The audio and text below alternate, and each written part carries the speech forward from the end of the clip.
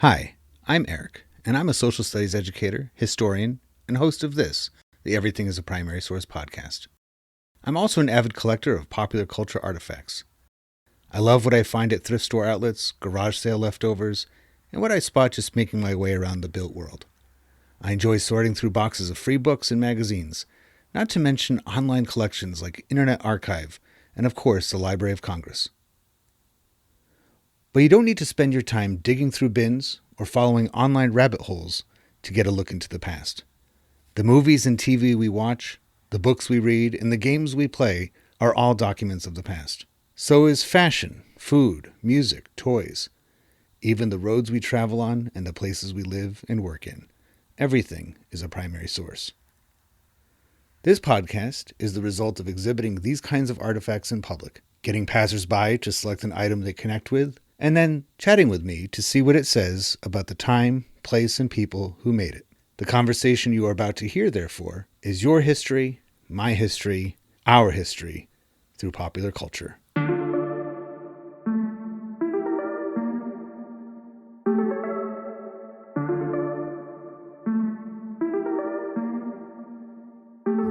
So I'm with Christopher Cambridge. Thanks for having me. And we were chatting before we hit record for the Everything is a Primary Source podcast that you are looking to get into two things, podcasting, and you do a little bit of stand-up comedy? Not yet, but I am this weekend down in Boston. Oh, really? Is it open mic Absolutely. type thing? I could not find an open mic around here, so I figured I'd go down there and search. Well, Boston is the place. I mean, there's so many comics that have come from Boston over the years, and you could just join their ranks soon. I went to school there, and then I stayed for about 8 years total, and now I'm back. But are you from this area originally? So born in Portsmouth, raised in Kittery, and now this place is so up and coming, I'm glad I came back. Yeah, it's like all the best things about Boston, but much smaller and walkable. I agree. You could go from one end of the city to the other. So many breweries and restaurants and stuff. I love it. Everything. I grew up here in the 80s, and it was a different city back then. It's a lot more gentrified now, which is not Thank you bad. for using that word, because that's what I try to tell people and they get mad, but it's true. I mean, and that word goes in a couple different directions. Some people see not it as even a negative thing, way, but like just factual. I like it because, I can come to Portsmouth and get culture and not have to deal with the Boston traffic and everything like that. So you chose from my collection of just stuff Joan Jett and the Blackhearts. It's a single for Little Liar. I'm not actually familiar with that particular song, but what made Joan Jett leap off the table to you? Okay, so I have done a deep dive into punk music recently, and I grew up a hip-hop head. Wu-Tang Clan was my first concert. I've been writing poetry since I was in third grade, and I pursued music, and I'll never stop writing. But after listening to punk music, I feel like I finally found my genre, and it really speaks to me. It gives me even more energy than most hip-hop songs would.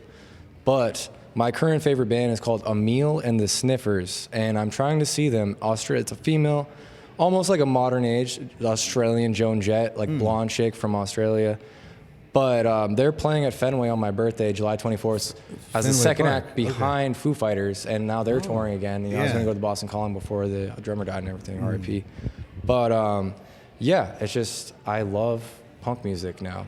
That's my genre. That's what I've always listened to. And they used to have, I don't know if they still have it or not. They used to have this thing called the Vans Warped Tour. Yeah, I almost went. I don't know if they still have it, but I know many friends that have gone. And when I was going to it, it was almost 100% punk stuff. It was kind of like the punk rock response to Ozfest and Lollapalooza. They're like, we can do a touring thing too. But the last couple that I went to in the late 90s had a lot of hip-hop artists joining on to it. And it was funny because the crowds, their fans were different.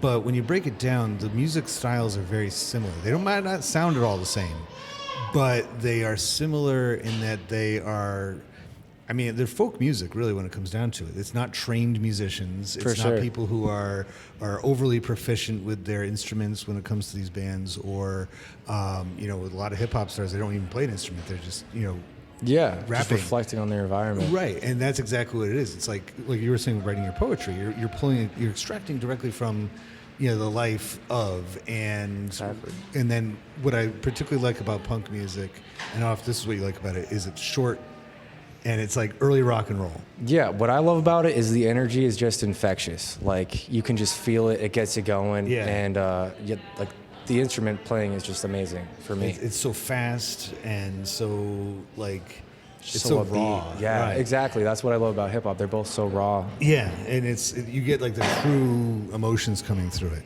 So the question I chose to talk about with Joan Jett and the Blackhearts is, what was the maker's role or status in society at that time? And really even, I guess, forever, but particularly when this record came out, because When did this come out? if you look at the cover art, it's just her face. 88. So this is later on in her career. She's Well, she's established that as a beautiful. solo artist. I've always found her very striking, personally. But what would you say that her status was by late '80s, and maybe even the kind of music she played? How had that been faring by the '80s? I would say out of any genre, she's probably one of the most iconic female vocalists to ever live. And honestly, even outside of gender, I feel like she just was the face of punk music, at least one of them, and is almost like timeless where she still is, you know? So I always think of her as kind of like the female Billy Idol. Yeah, Because they that's both great. started with bands in the 70s. She was in the Runaways, he was in Generation X. And then when the 80s arrived and, you know, the things, MTV was there and things got more commercial, that's when they just became known as, I'm Joan Jett and the Blackhearts. And Yeah. Billy Idol, just Billy Idol. For sure. And I have over there another record that's Lita Ford. She and Joan Jett were in the same band. They were in the Okay. Runaways. And Joan Jett would have warmed up to you immediately because she preferred punk music. She was more Sex Pistols, Ramones. Hell yeah. She liked that. Lita Ford was much more into heavy metal. So when they broke up, when the Runaways broke up, they went their opposite directions. Okay. And, you know, you can hear it in their music. They both have a very similar background. But I think by 88, she is doing okay as just Joan Jett. Yeah. What do you think of that name, the Blackhearts? That's a cool name for a band. I think it's pretty badass, you know, honestly. I don't know enough about just like her history and everything, like especially with Lita Ford, yeah. Lita Ford, yeah. But that's very interesting, and it makes me want to look more into it. But I think that's a sick band name, and it's just, I don't even know how to describe. She's just like one of the coolest people to ever do it. When I see that picture, it says rock and roll. Yeah. You know, and Like not she even is rock just and punk roll rock. She is in a rock and person roll. personified. Like leather, you know, outfits. The hair. Pretty like, intimidating, everything. honestly. Yeah, Like, I would be intimidated. I've heard you that know? she's actually really nice, you know, which is usually how, you know, they might put on a gruff exterior, but then when you see them, when you Everyone's meet them, just people, you yeah, know? exactly. She was actually a big fan of the Baltimore Orioles.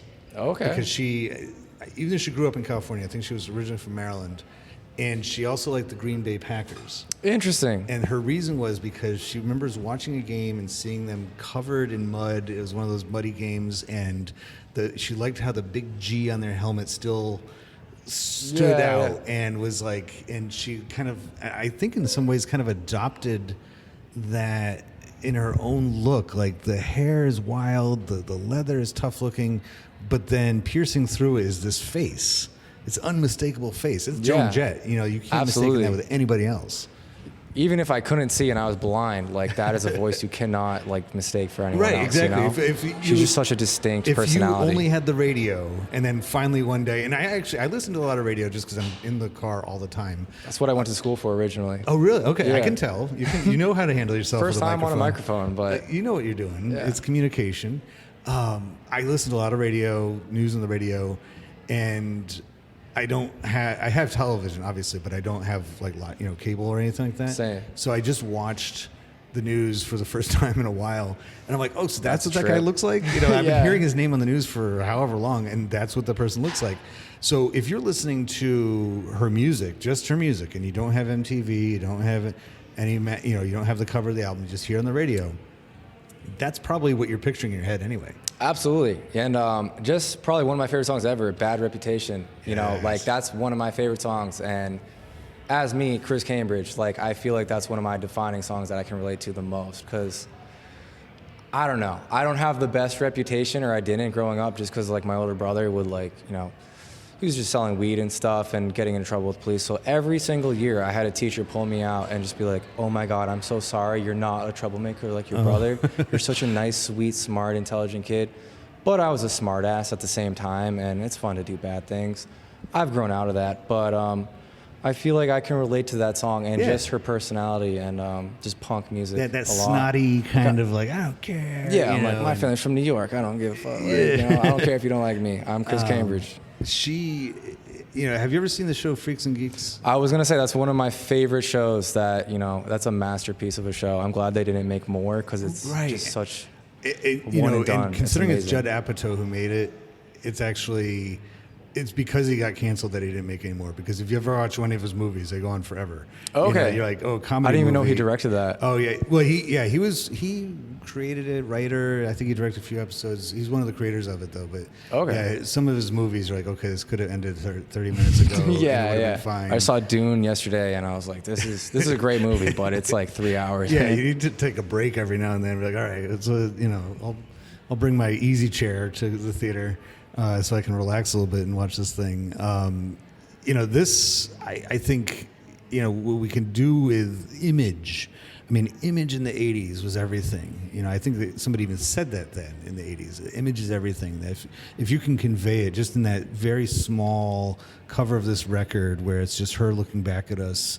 And, it's not quite a sneer. She's not, but she definitely looks serious. What I love about her is she's just unapologetic, and I feel like she just stands to, like, be who you are no matter what, and, like, don't feel bad about it. Don't apologize. Just, if that's who you are, just be you. That's, I think, the overall message. I think that's what attracted her to the punk scene originally, was because of its democratic nature. In this very building that we're in right now, I saw a concert here a couple years ago of a local punk band called the Queers. I don't know if you've ever heard of them. No. They're from Portsmouth. They're out of Atlanta now, but they started here in the Portsmouth in the 80s and the 90s, and there used to be a club in Portsmouth called the Elvis Room. Oh, okay. And I think I've heard of that. It was right on Congress Street, and that's where all the local bands would play, and they would play there all the time. Well, they had an Elvis Room celebration here at 3S Artspace a couple years ago. Hell yeah. And all the bands that had been cycled through there, if they were still around, they reunited and played a show. And they are 100% still punk rock band. They get up there, they do 40 songs in a row, nonstop.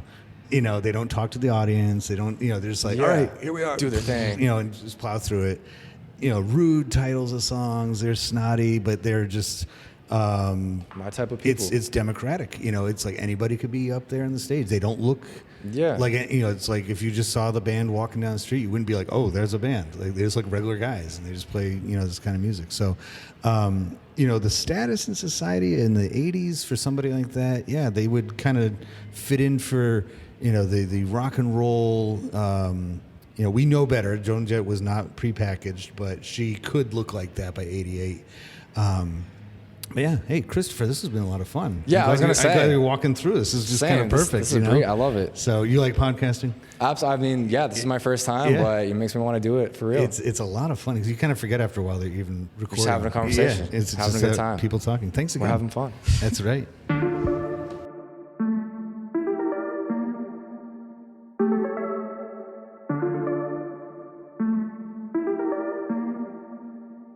Popular culture, by definition, connects and unites us, and proves that people of different backgrounds, in fact, have a lot in common with one another. I hope you enjoyed this conversation, at least in part, for that reason.